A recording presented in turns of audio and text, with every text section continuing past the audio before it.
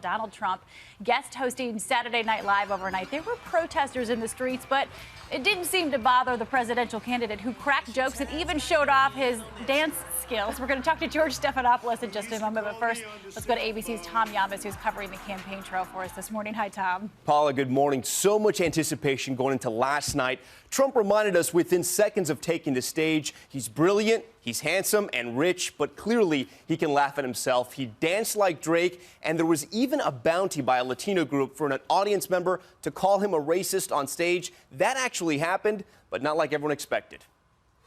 Overnight, Donald Trump taking center stage. Donald, you're the most amazing guy.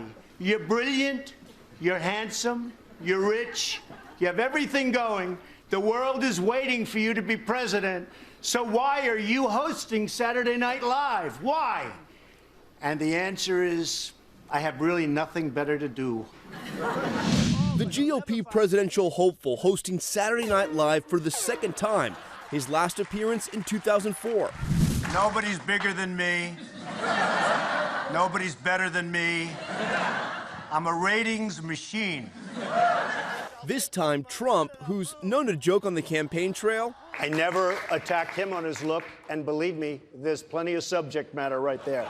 That I can tell you. Bringing politics to late night, making fun of himself, even pretending to live tweet a sketch, aiming his trademark insults like loser and slob to cast members. Why are people laughing? Is he tweeting bad stuff about it? While a preview of his policies in 2018 didn't exactly kill. Well, you know what? I don't have to get specific. With me, it's just works. You know, it's magic. His dance moves were an instant hit. You used to call me on the cell phone. Outside, protests over the GOP frontrunner's hosting gig, one organization offering $5,000 to any audience member who would shout out criticism at Trump.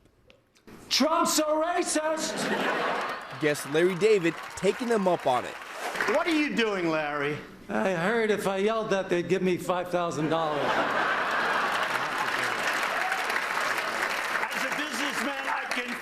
Respect that. Deport racism later tweeting, Larry David wins the $5,000 bounty. Joke or not, it was true. Now, Trump won't get too much time to enjoy the laughs. It's back to business. He'll be on This Week later today, then on the campaign trail tomorrow, and the big debate on Tuesday. So far, no words on ratings, but guys, we all know they're going to be huge. Huge. And we're going to see him take center stage again Tuesday, the next Republican debate. And that's going to be a huge debate. So many storylines going into that debate with Trump, Carson, Rubio, and Jeb Bush. It's going to be must-watch TV. Awesome, Tom. Thanks. Yeah. Thank you, Tom. I could watch him dancing like Drake on repeat. I may do that today. For more on this, let's bring in ABC News chief anchor George Stephanopoulos, who's going to be hosting This Week later this morning right here on ABC. George, good morning. Hey, Dan. Trump, did he hurt himself or help himself? Hurt himself? No, I don't think so at all. Listen, what's worked for Donald Trump throughout this campaign is the maxim, all publicity is good publicity. He goes out and gets whatever he can out there, and I can't see how this is likely to hurt him. Now, the question is... Tonight on the Beaverton, Donald J. Trump has been elected president. Is this America's 9/11? We finally have an answer to the question of whether the U.S. is more racist or sexist.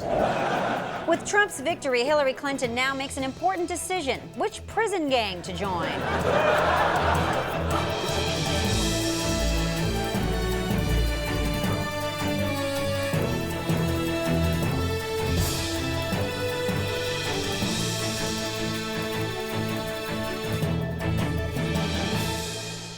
Welcome to the Beaverton, the news show that will make the apocalypse we are currently living in slightly more palatable. I'm Miguel Rivas. And I'm future road warrior Emma Hunter. Our top story, sad news as the United States was found dead last night in its North American home. Investigators have ruled the death a suicide, the result of 300 million gunshot wounds to the foot. The nation was only 240. Recently, neighbors became concerned when the nation started arguing with itself, developed type 2 diabetes, and yelled at brown kids to get off its lawn. America leaves behind its children, Puerto Rico, Guam, the Virgin Islands, and its estranged stepchild, Guantanamo Bay. In lieu of flowers, the family asks that you send bombs to the Middle East. In directly related news, the United States made history by electing its first ever sociopath president. Now, parents of kids who show no remorse and draw disturbing pictures can look into their children's cold, soulless eyes and say, "You can be president too." Oh my God, what did you do to all those hamsters? Previously, sociopaths were pushed to the margins of society, forced into asylums, or relegated to the corner offices on Wall Street. Despite a system that was totally rigged against him, the Donald managed to clinch the presidency by uniting a diverse network of Americans, including yellers, screamers, MRA groups, NRA members, MMA fans, MBAs, the KKK, and the American Association of Acronym Enthusiasts. Acronym pending. But questions remain about Trump's ability to lead a divided America. Can he work with his critics? How many Syrian refugees will he deport back to Mexico? Are journalists to be imprisoned or simply shot? His campaign had more references to genitalia than policy details, so it's difficult to say what will happen once the new president moves into the Trump White House and casino. With only 2 months left in his presidency, Barack Obama must now turn to the busy work of Trump-proofing the White House. Obama has already dismantled the drone strike program, gave several $1 billion in cash to Planned Parenthood, and put foam protectors on the sharp tips of America's nuclear warheads.